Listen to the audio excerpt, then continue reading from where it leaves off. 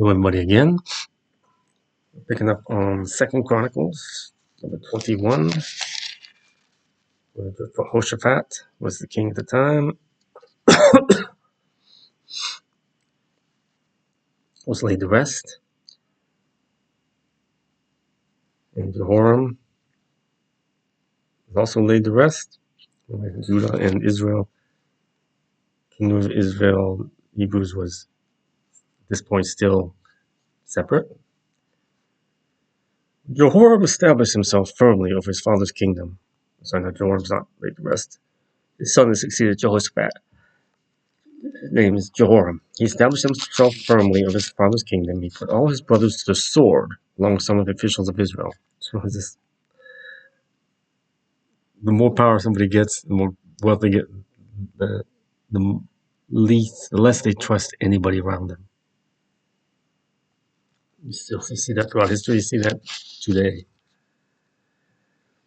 Jehoram was 32 years old when he became king. He reigned in Jerusalem 8 years. He followed the ways of the kings of Israel, as the house of Ahab had done, for he married a daughter of Ahab. He did evil in the eyes of the Lord again. Nevertheless, because of the covenant, the promise that the Lord had made with David, the Lord was not willing to destroy the house of David. He promised to maintain a lamp for him and his descendants forever. In the time of Jehoram, Edom rebelled against Judah and set up his own king. So Jehoram went there with his officers and all his chariots. The Edomites surrounded him as chariot commanders, but he rose up and broke through by night. To this day, Edom has been in rebellion against Judah. Edom would be like the East Bank, southern, southwestern Syria, western Jordan, partly east of Israel, present day, along with Moabites. In fact, Edom might have been a little bit further south. Libnah revolted at the same time. These are all ancient cities, kingdoms, city-states. Libnah revolted at the same time because Jehoram had forsaken the Lord, the God of his ancestors. He had also built high places on the hills of Judah and had caused the people of Jerusalem to prostitute themselves and had led Judah astray. What did we just read in the message? Those who led God's creation astray are going to suffer. The same thing was going on back then and further back in time than this. It's never changed. Mankind's never learned. Jehoram received a letter from Elijah the prophet, which said, "This is what the Lord said. This is what the Lord, the God of your father David says. You have not followed the ways of your father Jehoshaphat or of Asa, king of Judah, but you have followed the ways of the kings of Israel, and you have led Judah and the people of Jerusalem to prostitute themselves, just as the house of Ahab did. You've also murdered your own brothers, members of your own family, men who were better than you. So now the Lord is about to strike your people, your sons, your wives, and everything that is yours with a heavy blow. You yourself will be very ill with a lingering disease of the bowels until the disease causes your bowels to come out." That's gruesome. So what's coming for Trump and those who are super wealthy, those crooked, corrupt people, not just in this country, others as well, around the world, is they think they're different. First of all, they think they're going to live forever. Secondly, they think they're different from those who've come before them. Oh. Thousands and thousands over thousands and thousands and thousands of years. Mankind's never learned. The Lord aroused against Jehoram the hostility of the Philistines. Now, the Lord might just cause this country to collapse, or he may arouse others around the world to take us down. To what degree, I don't know. The country may split. I don't know. Only God knows what lies ahead, but things are going to get worse before they get better. So Jehoram was just screwing up again and again, just like those before him. And he was 32 years old when he became king. He reigned in Jerusalem 8 years, and he gone. So the people of Jerusalem made Ahaziah, his youngest son, king in his place, since the raiders who came with the Arabs in the camp had killed all the older sons. So Ahaziah, son of Jehoram, king of Judah, began to reign. He was only 20 years old when he became king. He too followed the ways of the house of Ahab, for his mother encouraged him to act wickedly. Again, he did evil in the eyes of the Lord, as the house of Ahab had done, for after his father's death he became his advisors to his undoing. He also followed the counsel when he went with Joram, son of Ahab, king of Israel, to wage war against Hazael, king of Aram, at Ramoth Gilead. And I know in life I fought at Ramoth Gilead. I don't know if it was this time, but at some point in time I did. I never knew what Ramoth Gilead was, so was told about it and then had to research it. Aramaeans wounded Joram, so he returned to Jezreel to recover from the wounds they had inflicted on him at Ramoth in his battle with Hazael, king of Aram.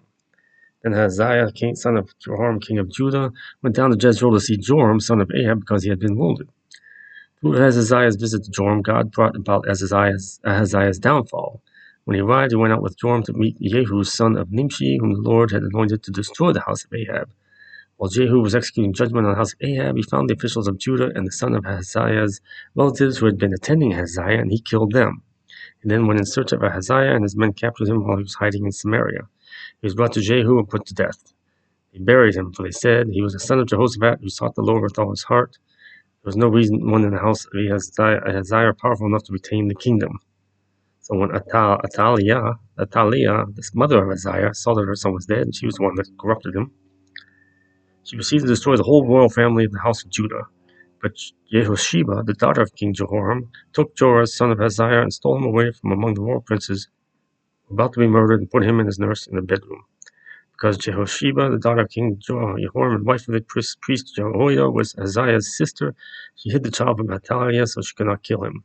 He remained hidden with them at the temple of God for 6 years while Athaliah ruled the land. So the wicked mother ruled the land, so still wicked.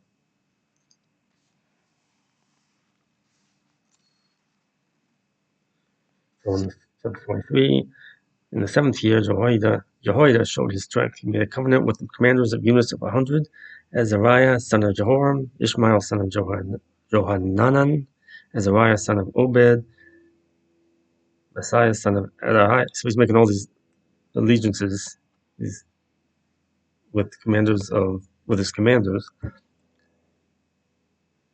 to go throughout Judah and gather the Levites and the heads of Israelite families from all the towns. Brought them all to Jerusalem. The whole assembly made a covenant with the king at the temple of God. So he's getting all these people loyal to him, or he bribing them like Trump does.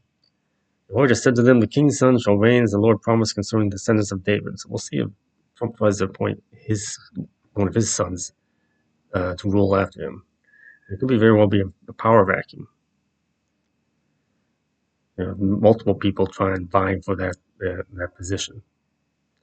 We'll see. It's going to be interesting to see how it plays out. But if you want an idea how things play out, just read through the histories of Israel, Judah, and what all went on. The type of stuff that's going on now has gone on for thousands of years and is going on now. So just sit back, follow the Lord, and enjoy the show.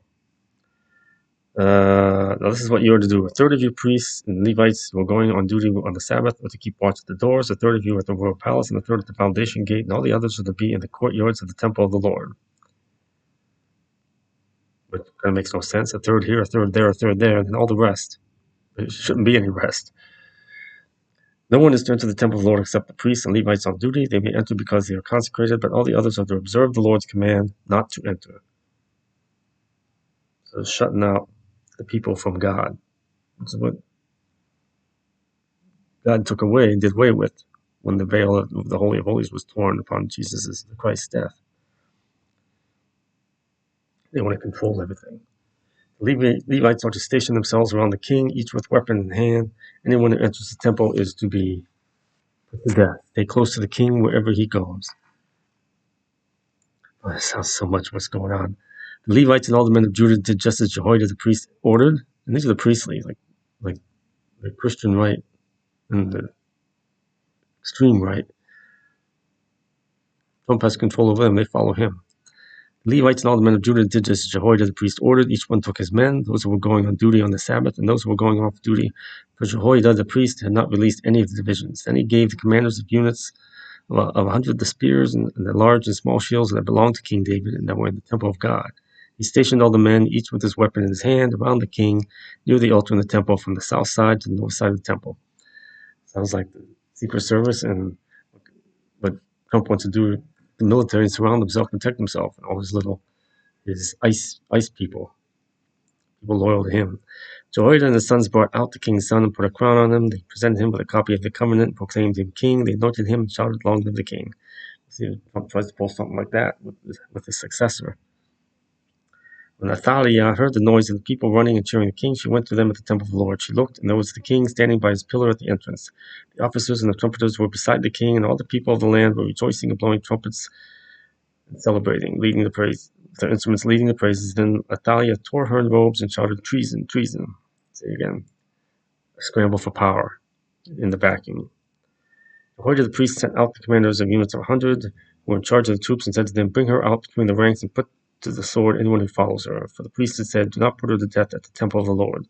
So they seized her as she reached the entrance of the horse gate on the palace grounds, and there they put her to death. Yeah, it's no different. It's going on for thousands and thousands of years with thousands of rulers, kingdoms, clans, chiefdoms, nations, republics, empires, you name it. Jehoiada then made a covenant that he, the people, and the king would be the Lord's people. All the people went to the temple of you-know-who and tore it down, which is good. They smashed the altars and idols and killed Matan, the priest of the demon, in front of the altars. Then Jehoiada placed the oversight of the temple of the Lord in the hands of the Levitical priests, to whom David had made assignments in the temple to present the burnt offering to the Lord as written in the law of Moses, with rejoicing and singing as David had ordered. He also stationed gatekeepers at the gates of the Lord's temple, so that no one who was in any way unclean might enter. So he's trying to, this one particular guy is trying to make things right. He took with him the commanders of hundreds, the nobles, the rulers of the people, and all the people of the land, and brought the king down from the temple of the Lord. He stationed gatekeepers. Spiritual gatekeeper, like me, and many others. So something has been around, gatekeepers have been around for a very long time. Went into the palace through the upper gate and seated the king on a royal throne. All the people of the land rejoiced. The city was calm because Athaliah, the wicked, had been slain with the sword.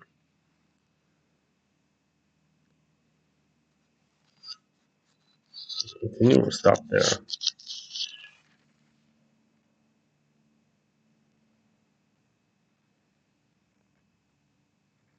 One more chapter, 24.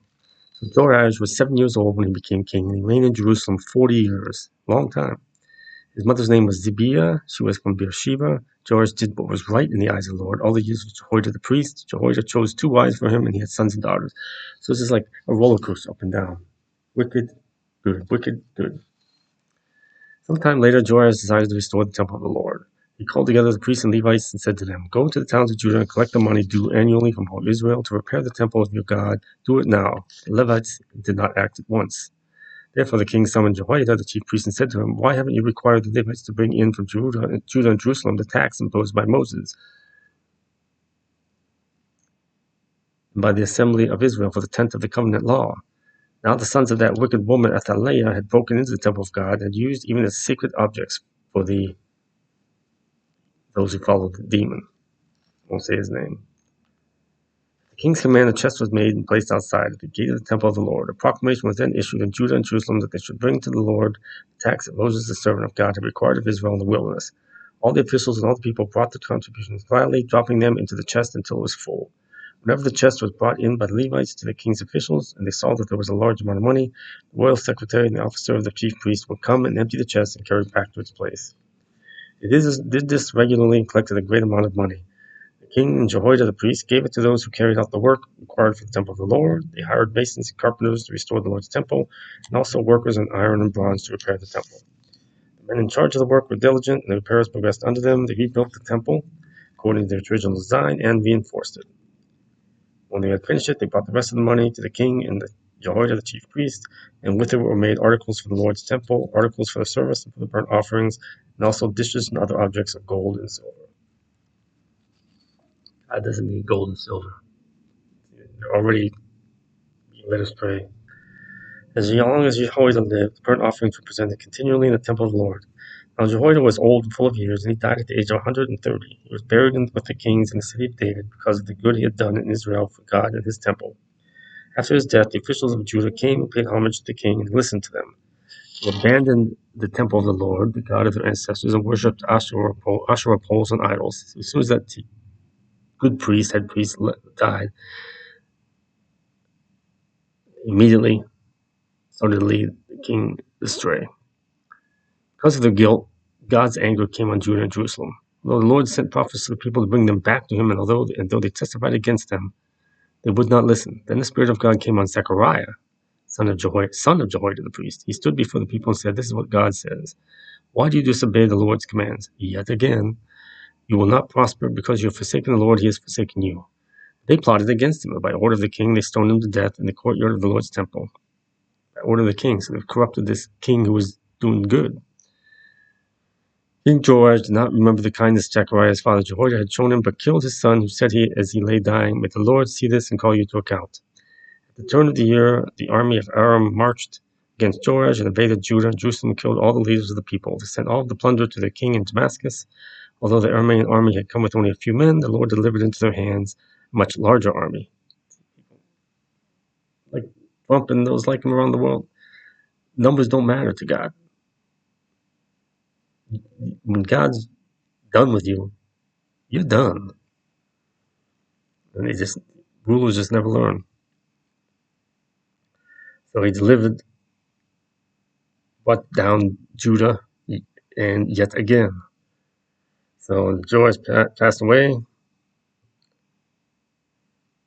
He was buried, and somebody else was made king, Amaziah. We'll pick that up on chapter 25 next time. So it's just repetitive. It's just repetitive, over and over and over again. Thousands of years. Everything that's going on now, broken record.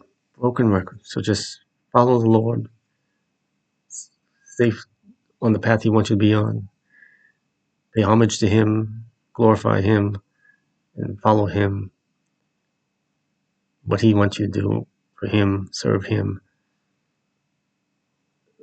Anything you can do pales in comparison to what he's going to do. So back and enjoy. Stay safe. Peace of Christ. God bless.